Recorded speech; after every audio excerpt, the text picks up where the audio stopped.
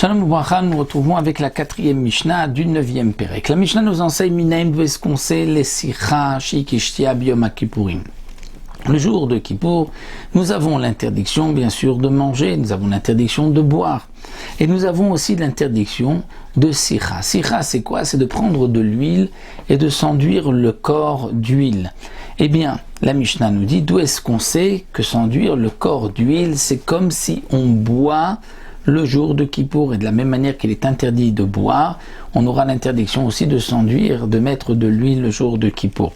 Bien sûr, l'interdiction n'est pas la même, parce que celui qui boit le jour de Yom Kippour, il est même chayav karet, il est passible de mort, il sera retranché de son peuple, c'est-à-dire qu'il aura la punition, la peine de mort min hashamaim, alors que pour l'huile, ce n'est que une interdiction et il n'y a pas de peine de mort pour cela. Mais d'où est-ce qu'on l'apprend? Alors la Mishnah nous dit Afalpichen Raya le Davar, même s'il n'y a pas vraiment de preuve à cela, Zecher le Davar, il y a une allusion, un Zecher, chez Neema, comme c'est marqué Vatavo Chamaim Bekirbo Vechashemen Batzmotav. C'est marqué que dans le Passour, donc c'est venu Kamaim, comme de l'eau, Bekirbo, à l'intérieur de lui, donc comme de l'eau qu'il a bu, ou Chashemen Batzmotav, et comme de l'huile, Beatzmotav dans ses eaux. Et donc dans ce même pasouk, on fait le lien entre Maïm, l'eau Bekirbo qu'il a bu et l'huile qu'il a mis sur sa peau, sur ses os. Et donc la Torah veut nous dire par ce pasouk, de la manière que l'un est interdit, l'autre aussi est interdit. Alors, pourquoi ce n'est que Zecher, qu'un souvenir, et que ce n'est pas une preuve explicite? Alors les Mefarshim nous expliquent, étant donné que peut-être que le pasouk ne nous parle pas de celui qui a bu Kamaim Bekirbo, mais de celui qui s'est lavé.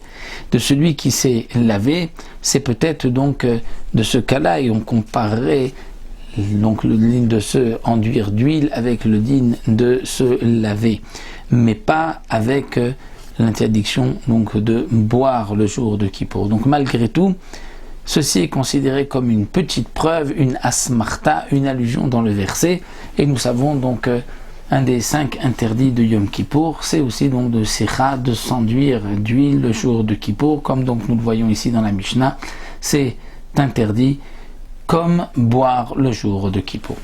Voilà, nous allons nous arrêter ici, à la fin de cette Mishnah, et nous nous retrouverons pour la 5e Mishnah, où là, la Mishnah va reprendre les dynimes de Shabbat. On va revenir avec Otsa'a, le Shiur, comme nous l'avons vu dans les Mishnayot Prakim précédents, lorsqu'on a porté telle ou telle quantité, à partir de quand il y aura donc une transgression de Shabbat, on devra apporter un Korban Khatat, ça donc dès la prochaine Mishnah.